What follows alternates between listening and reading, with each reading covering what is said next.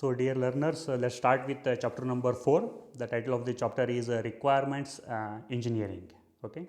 So here we are getting in depth, that is the first phase, that is the first activity of our software process model. Okay, that is requirement specification basically. So how we are going to define the requirements, what are the different types of requirements, how the requirements will be get gathered and defined, how they will be get validated and how they will be get managed.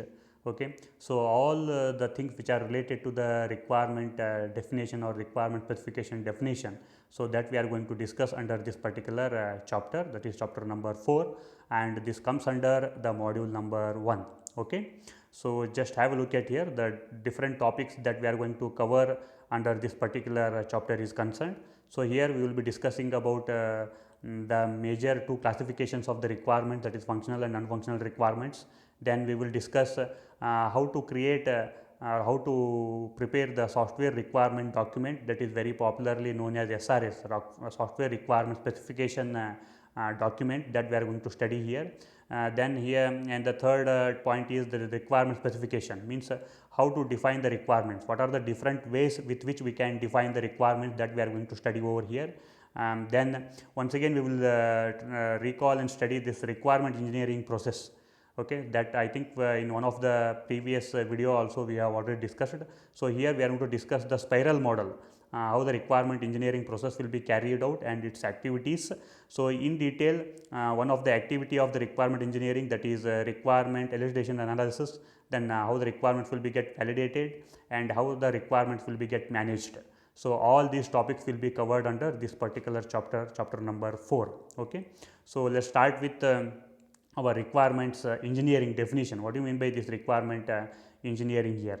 Just go through the points over here. So the process of establishing the services that the customer requires from a system, and also the constraints under which our software is going to operate and is get developed. So that is called as basically requirement engineering. So from the beginning itself we are telling that requirement definition or requirement specification itself is a very big task while developing any new software is get concerned. So basically requirements are nothing but what? This is the process of establishing what? The services. Services are nothing but what? The functionalities that our software is supposed to provide to the customers. Is it clear? And also the different constraints under which my software is going to work. Constraints are nothing but a kind of rules, regulations, restrictions, policies, all these comes under what? The constraints here. Okay. So normally the requirement themselves are the description of what? The system services and constraints that are generated during the requirement engineering process. So during this requirement engineering process, all our variety of different sort of requirement will be get generated, which belongs to what? The software to be get developed. Clear? Okay. So let's move to the definition. Once again, just try to recall here what do you mean by a requirement exactly.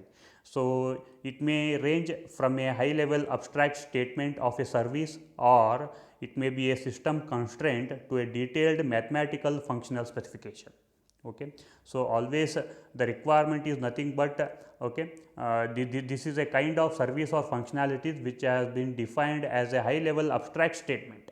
So it may be a very simple statement at the high level abstract level that we might have defined, or even it may be a system constraints with what? A detailed mathematical functional specifications.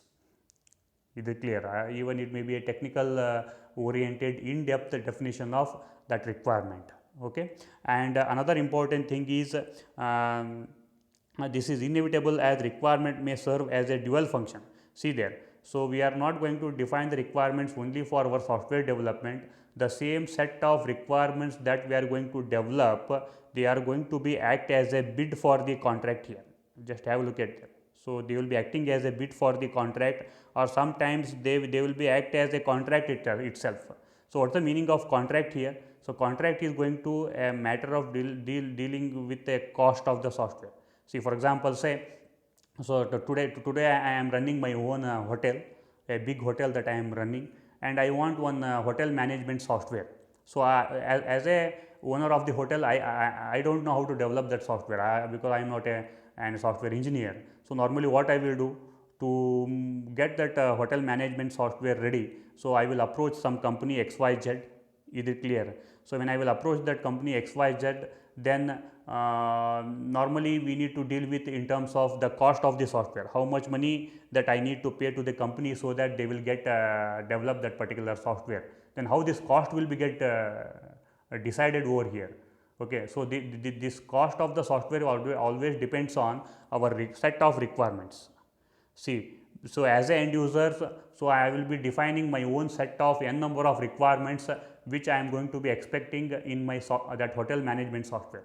So based on that set of requirements, the company will tell that, so let it be, so this is the cost of your software. So here that set of requirements are going to be act as what? The contract between me and that company, software company, always remember. Okay, so that is why this set of requirements are not only for developing the software, and the same requirement will also help us to decide, so what will be the cost of that particular software to be get developed for any client is concerned. Clear? Okay.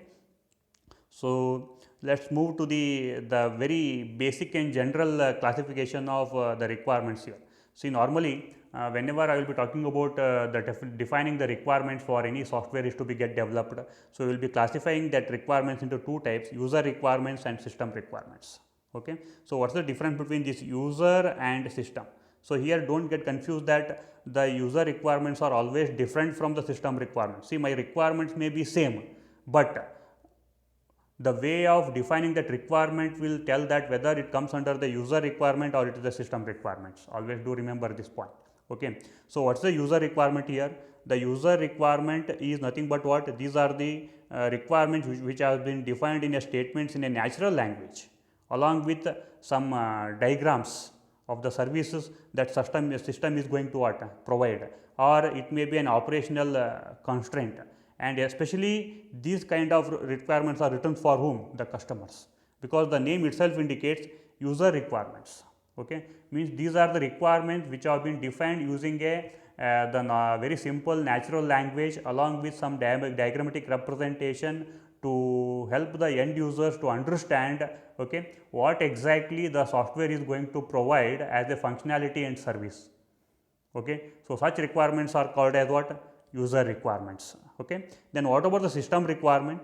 The system requirements are the same user requirements, but now those requirements will be defined in a proper structured document.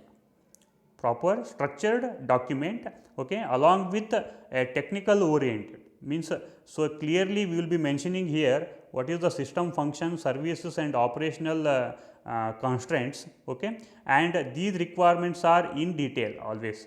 They are not in abstract way, they will be always what? A detailed requirements, and also they are more technical perspective, and these requirements will be acting as a part of what? The contract between the client and contractor. Just now I told, means if I am running a hotel and if I want a hotel management software to be get developed, then this particular set of system requirements are going to be act as a contract between me and the company which is supposed to develop that particular software.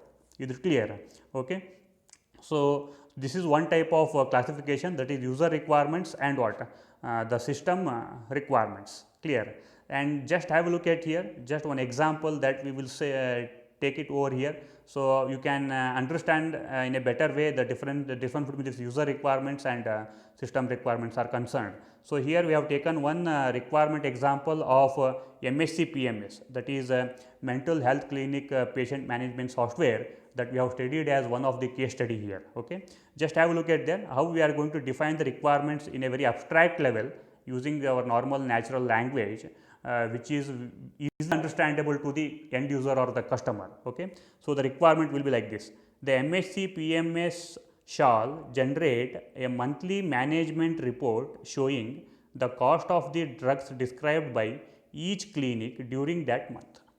See that. So anyway, in that particular software in MSC PMS, so there are so n number of clinics will be there, and for n number of clinics, different patients will be get visiting, and doctors will be prescribing the medicines. So here what is our requirement says? The requirement says that our MSC PMS software should capable of generating what? A monthly report and in that monthly report it should show what? It should show the cost of the drugs prescribed by each clinic during that month. Means in under each and every individual clinic, what is the cost of the drugs which have been prescribed to the patient. So that is to be get generated on monthly basis. So this is what a very simple user requirement. But whether this user requirement is sufficient for the software engineer to understand and develop the software there? It's highly impossible. It's not possible. So that's the reason that normally every user requirement will be get converted into what? A system requirement with specific information, with detailed information. Now look at that. The same user requirements has been defined as a set of different system requirements. Okay, just have a look at here how we have written in detail here. So let it be 1.1, the same requirement that we have taken, and but we are converting it into what? System requirements. Okay, so just go through the requirements here. The requirement says, on the last working day of each month, a summary of the drugs prescribed, their cost, and what? The prescribing clinics shall be generated. See there. The requirement is same, but now clearly it is been said that when the report should be get generated. See here simply we are saying that monthly report should be get generated, but here we need to tell that the software should generate this monthly report on which day. So that's very important here. See there. So here it has been clearly mentioned what? On the last working day of each month. On the last working day of each month, the summary of the drugs prescribed and their cost should be get generated. See, okay. Then not only that, see there, once again continuation of in-depth information. The system shall automatically generate here. See how the system should be, the report should be generated, that we have not mentioned in the user requirements, but here it is get mentioned here. The system shall automatically generate this report, and for printing after at what time? 5:30 p.m. on the last working day of the month. That's very important. The last working day of the month. That also you have mentioned here. See there. See here every word is important, because simply if I say last working day, if it is Sunday, what you will do? Sunday is a holiday. Is it clear? So it should be a working day. That's very important. Okay. And another important thing. See there. The report shall be created for each clinic. See there, every clinic the report should be get created, and also it should make a list of what? Individual drug name, total number of prescription, total number of doses prescribed, and the total cost of the prescribed drugs. Means see there, here I am telling that in the report what are the information should be there, that also I am telling. Simply I am not telling that okay you go and generate one report. No. What information should be there in the report, that also we need to what? Clearly mention here. Okay. So hope now we are able to differentiate between defining the requirement at the user level and what? The system level. And always remember, okay, every software engineer, the designer, the testing professional who is involved in developing this MHC PMS, okay, so he is going to look into not into the user requirements, he will be always going to study what? The system requirements, because the system requirements are in detail, they will be technical perspective, and also there will be a clear cut information will be there, so that he can convert all these requirements into what? The programs, means implementation of the software. You got the point here. So I hope that all of you have understood the difference between this user requirement and what? The system requirements are concerned. Okay. Now just have a look at here. So who are all the different readers of this requirement specification here? See, normally user requirements will be always read by the client manager, system end user. See there, basically our main focus is for system end users and at the manager level, okay, or contract manager and system architects, they will be glancing over this user requirements just to understand at the abstract level what my software is supposed to do. That's it. Okay, but especially the system requirements are very much helpful for what? Okay, system architects and software developers. This is very important. See that every software developer is going through system requirement. Why? Because these system requirements are complete, in detail, and there will be no ambiguity and any kind of confusion in system requirements. Okay, I hope all this is cleared here. So, this is what all about the requirement definition and the classification of requirement in terms of user requirements and system requirements. Okay, thank you.